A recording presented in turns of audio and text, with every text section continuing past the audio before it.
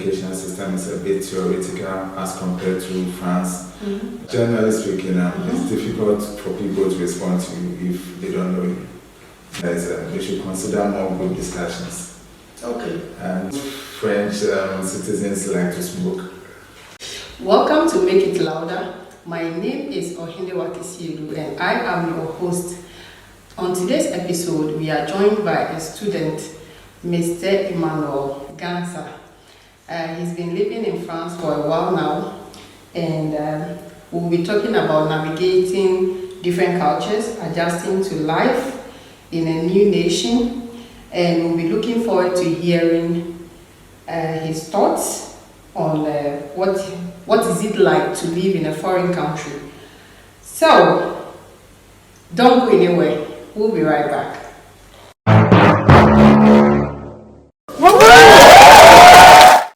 Welcome to our show, Emmanuel. Thank you for having me on the show. Okay, my name is Emmanuel Gansa. I'm from Ghana, West Africa, and I'm currently at the University of Clermont where I'm studying international business with French. Okay. I would like to go into your general experience here in France, and I would like to ask you some few questions. So, with our first question, we want to know why did you decide to study abroad? Well, I decided to study in France specifically because of the educational system in France, and looking at where I come from, Ghana, I think the educational system is a bit theoretical as compared to France.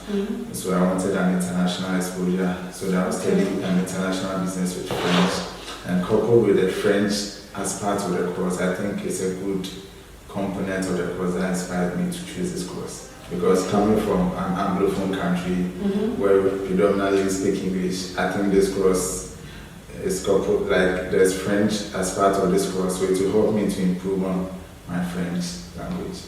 Okay, that's nice. Good to hear. So, what has been the most significant cultural shock since you arrived here? The most significant cultural shock I've experienced in France is in terms of the socialization. It's, from where you're coming from, Ghana, it's quite easy to meet people and say hello, hi, how are you doing? But in France, it's relatively different. You can't meet people and just say hello if you don't know the person. So, does it mean that when you say hello, they don't respond? Or have you encountered anything like that? Maybe you say hello to somebody, oh, bonjour, and there was no response. That's why you didn't want to be saying hello, or that's how you feel in general? I think it's quite relative. Okay. But generally speaking, it's difficult for people to respond to you if they don't know you. That's what I've seen here. Okay. So, what is the most challenging aspect in living in a foreign country? I think living in a foreign country, one of the challenging things I've encountered is the language barrier. Because, as I said, I come from an Anglophone country, and living in a Francophone country with little experience in French is quite difficult. So I think that's the most challenging thing I found here so far. So you don't have any other reason? Also, in terms of the food, it's been quite challenging because most of their food is more from pastries, bread, cassava, compared to an African where we like heavy meals. It's kind of difficult. So have you tried coffee? Because we know that in the French culture, they always love to have their coffee in the... Well, actually, I'm not a fan of coffee. You're not a fan? I normally prefer my tea, Milo. Yes, or maybe sometimes oats, cereal, breakfast. Yeah, that's what I normally consume. But have you tried the most famous food, bread in France is baguette? Have you tried their baguette? I think I tried it once and... You didn't like it? I didn't really like it. Oh, so what was your experience eating that? Tacos. Okay. I think tacos. French tacos. Yeah. I think couscous. Couscous too? Yeah, I've tried it before. Okay, for me I've tried baguette and it's like, no, the bread is too hard for me. I had a lot of soy in my mouth. Oh, okay. The first time I tried it, though I enjoyed it if there is like salad leaves and all that. Okay, let's move to academics and study. We have a few questions to ask you on academic and study here in France. And our first question is, how does the educational system differ from your home country? I think studying in France is a combination of the theoretical and practical aspect of it. But compared to my country, it's more theoretical, and you have to provide what you've learned to the tutor or lecturer. But here it's more of practical. You do more presentations in your class. Yeah. So I think I like that aspect of it. It also boosts your confidence, because personally, I'm a very shy person, and having like an educational system which encourages you to do more presentation, I think I like that aspect of the education. Okay. And it's also more of a research-based kind of study. Yeah, so but we have research-based in Ghana, so. But it's not that as compared to studying in France, it's a bit different. Okay, that's good. That sounds great. What difficulties have you encountered so far adjusting to another, like a different educational style? So in terms of the challenges, I think that there's more of an assignment as compared to our country, where we have little or sometimes no assignments, but here it's more, you have to do more assignments and present it in class. So I think that component can be challenging at times because you always have more assignments to present. Okay. Yeah. Okay, but it also helps you in learning more. It keeps you on your toes. Yeah, you need to study a lot. Yeah. So how do you manage learning and exploring new country like France? So in terms of the learning, what I do is I try to study on weekdays. After lectures, I take a nap a little, and later on in the evening I try to learn what I studied during the day in class. So that's how I combine my studies. So normally I study only on weekdays. I use weekends to rest. Oh, okay. That's also a nice idea. So, what resources or tips would you give to a person or a new international student for academic success? So I think one thing the person should consider is they should consider more group discussions. Okay. And doing more research, because group discussion you can have the opportunity to interact with your friends who are knowledgeable about the course of study. Okay. Because with my class, I have people who don't have background in the course you are studying. Yeah. So sometimes if you interact with people who have background in the same course, it helps to have knowledge in what you are doing in class. Okay, that's good. So we'll move to social and cultural integration. Our next question to you, Mr. Gansa, will be: how do you make friends in a different country? You find yourself here. How do you interact or make friends with? Making friends generally in a foreign country is not quite easy because in France specifically, the language is also a barrier. Okay. Because I speak a little of French, so making friends with people from France is not easy. So one thing you can do to make more friends is to engage in social activities organized by the school. Okay. So I remember last year we went for ice skating. And on campus, so I had the opportunity to interact with people from different countries, from Nigeria, Kenya, Faso, Cote d'Ivoire, and the rest. So I think it was a great opportunity. And you also can also visit parks. That is where you can also meet people there. So I think socializing, it depends on you, the individual also. Yeah. Okay, so like, what advice would you give someone? Maybe the person is now planning to come and study in France. What kind of advice will you give that person coming here? Like, what advice, in terms of what you're talking about, what advice would you give the person? Whether the person has to learn a bit of speaking the language, or would you advise the person to do that before even coming in? Or you let it be like the way you came in? I think when I'm going to a country that you are not familiar with, I think you need to consider the language barrier and the cultural settings of the country. So if you are coming from, let's say, an Anglophone country, and you are entering into a French territory, I think you need to improve on your French. Yeah, French, yeah. So with me, for instance, I studied a little bit of French. At least to communicate, like hello, hello, bonjour, ça va, au revoir. And so this kind of basic French, you need to learn them because these are the basic form of interaction that we use in everyday language. Okay, all right.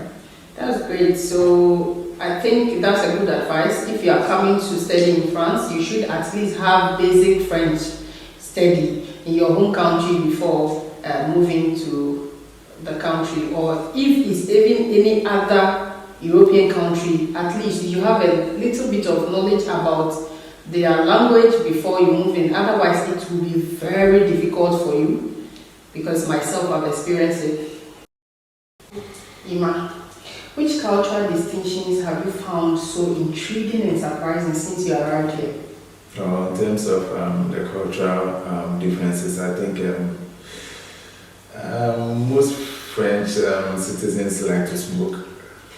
Yeah, I think that is one thing that on culture shock I have to deal with in France, because personally I don't smoke, so passing around people who smoke is quite challenging, you know. Yeah. It's true. The health implications associated with smoking.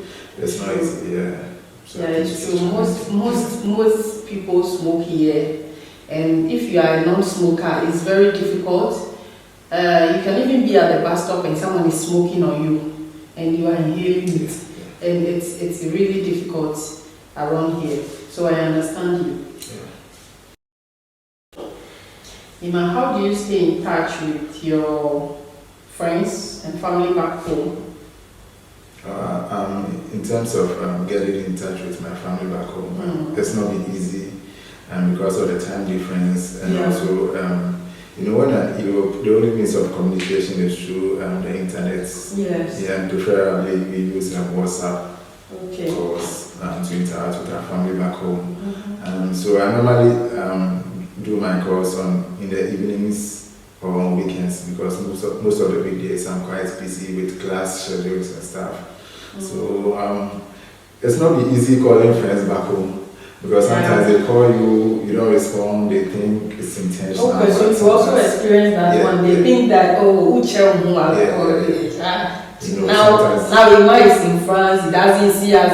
It's like that. Yes, when you are back home, you also experience the same. When people are out there and you text them, they don't respond. You also think that way till you get here. You wouldn't know what it is to live abroad. So sometimes they call me, I have to cut the line and maybe send a message, I'm in class, I'll get back to you. Yeah. And the way everything is like, it's not like in Ghana, because here everybody is on their toes. It's not like in Ghana you just be doing things the way you want it, or like on a slow pace. Yeah. This place, nobody's looking at your face. Everybody is on their toes, walking, and they don't even look at anybody. So you can easily forget to call someone back. I do it a lot as well. Yes, you can easily forget to respond to someone. Yesterday, like someone sent me a voice note at night. Wow. I forgot, I just responded at 10 a.m. What would the person think? Yeah, and also I think issues with internet connection, yes, especially calling back home, sometimes it's you difficult. talk to the person is not hearing you, I have internet problem, sometimes it can be quite challenging. Yeah. It's challenging, especially if you want to know how they are faring and all that, and you can't reach them. It's like you are worried, you're worried sick, like what's going on? I can't reach my mom, I can't reach my dad, I can't reach. It's very frustrating. I understand you. So, what recommendations would you give to a new overseas student about blending into new cultures? So blending into new cultures, I think you need to be very, very, you need to do more research on the country that you want to study in. You have to know the do's and don'ts of the country that you want to study. Because there are some things you do in your country that you cannot do in a foreign country. Yeah. So you have to study the ins and outs, and you also have to look at the educational system in the country you are going, how it's going to improve on your career path. So you have to combine all these two. Maybe you want to study business, and you have to look at a course now you can study in business so that you can follow the path of your career. Yes, because it's not easy. Here I'm not cutting you, but here it's not easy to have. Maybe you have a bachelor's degree in political science and you come here and you want to do business. It's not allowed. It's not like in Ghana you can just do general arts and just continue with business. It's not allowed at all, guys. It's not allowed in this country. If it's business, it's strictly business.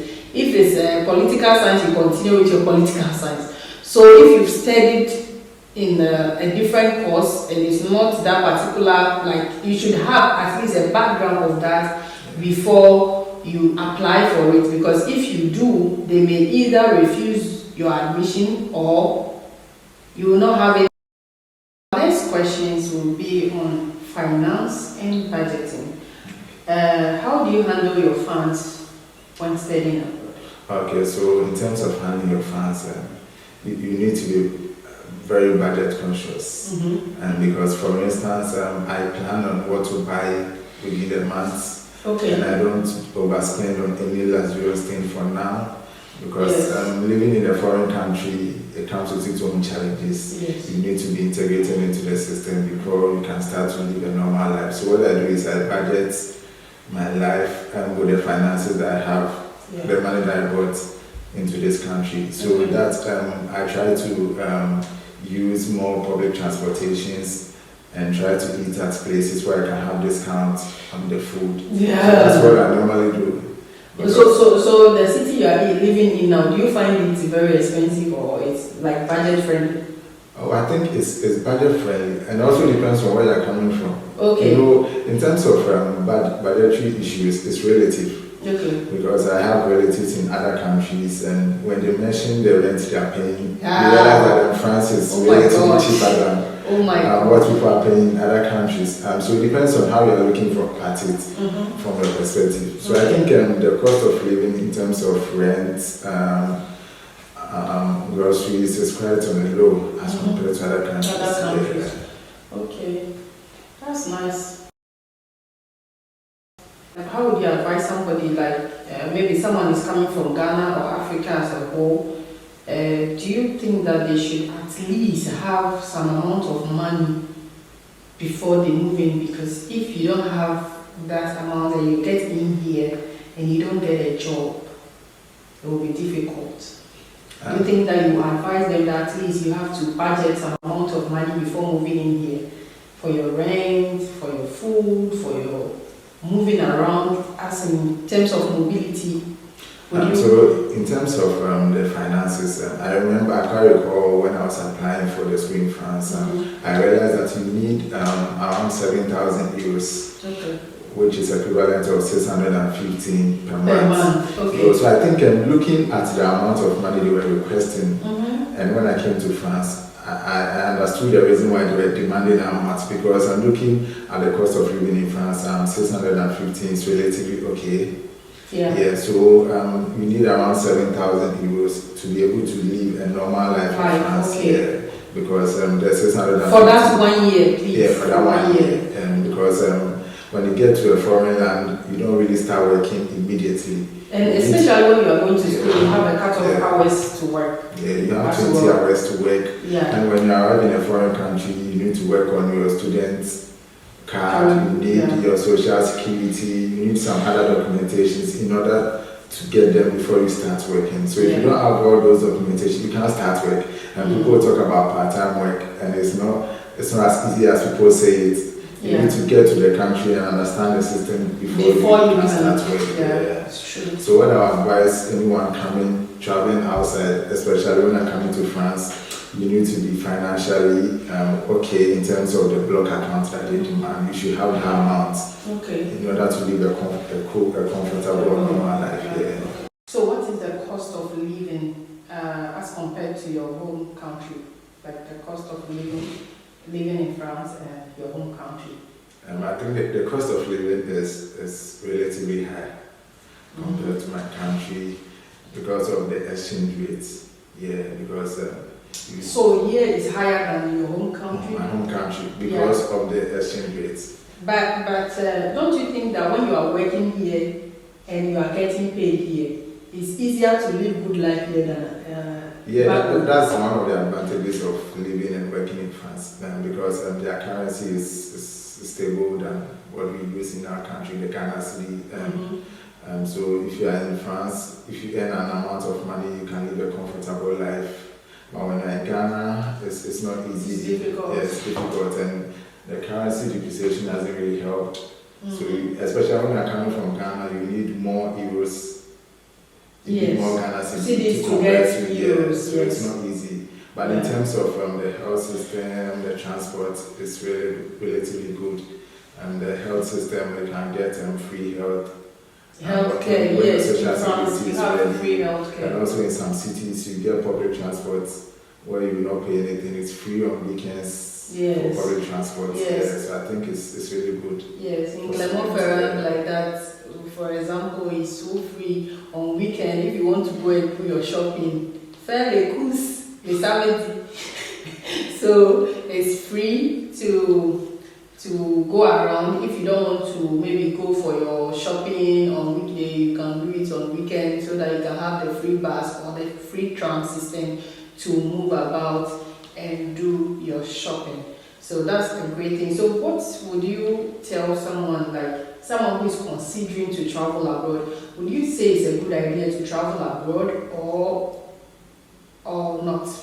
Oh, I think it's a good idea to travel abroad because of the exposure you get traveling abroad, because there are some exposures you cannot experience in your home country. Okay. In terms of education system, the health system, they are improved as compared to back home. Because here we have an educational system which deals with practicality, you do more technological things like in your studies, and the health system too is more advanced than what we have back home. So I think the system is generally okay as compared to our country. Even though Ghana is a developing country, I think we'll get there. We'll get there definitely. So, Ima, how is your daily routine like going to school on the regular? Compared to maybe now you live in a different city. Yeah.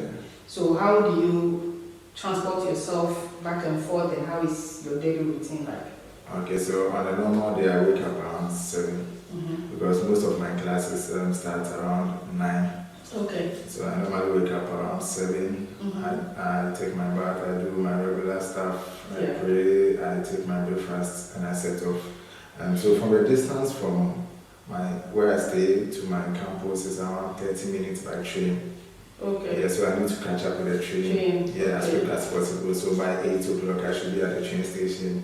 By 8:30 I'm on campus. And most of my lectures, I have 2 lectures in a normal day. And I normally close around 4 p.m.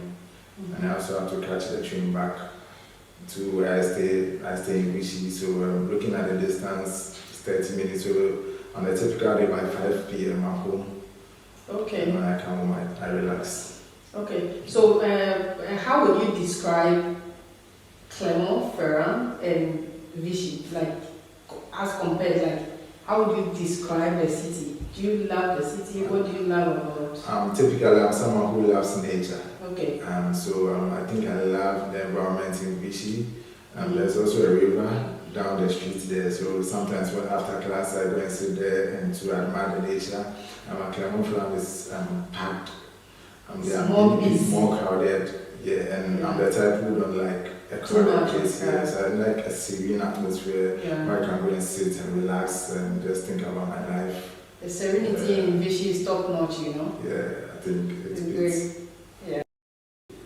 What do you do on weekends? Do you have a specific thing that you do on weekends to have fun, pleasure? So as I said, because my weekdays are normally packed, so on weekends I normally do my laundry. When I wake up, I do my laundry, and afterwards I try to cook for the week. Because in France it's not easy to cook in every day. So sometimes you have to cook in bulk over the weekends and keep them in the fridge so that you can use them during the week. And I also love sports. I'm a football fan, so what I do is on weekends. Which one is your team? I support Liverpool, the Reds. Liverpool. You know. Oh my goodness! I'm asking. As I said, I'm a Liverpool fan. As you said, you're also an Arsenal Yes, fan. Arsenal. We're on top of the league. So I have some colleagues of mine who are Ghanaians. So on a normal weekend, after watching my football, later on in the day, we take a walk around the city to explore places that we've not been to. And the beach is a very nice community, very serene, no traffic.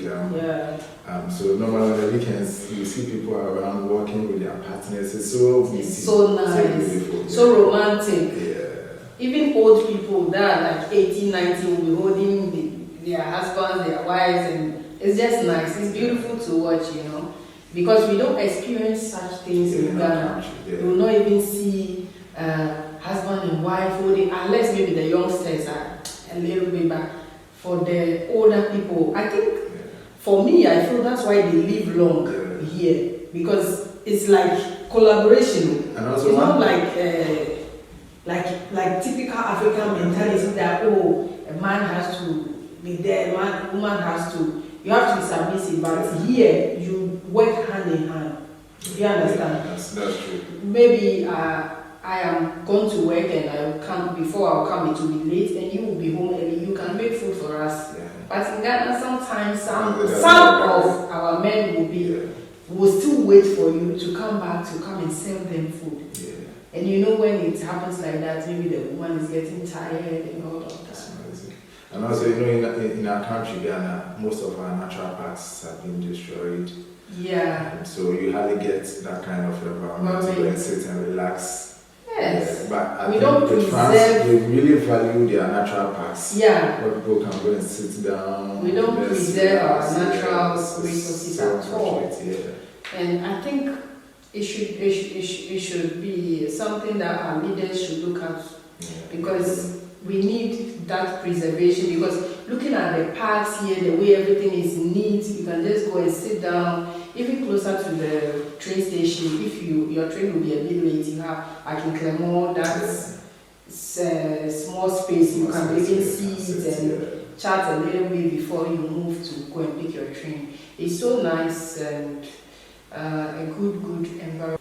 So finally, we have come to the end of our first episode, and we'd like to give your final remarks and also give a shout out to anybody out there who will be watching you on this show.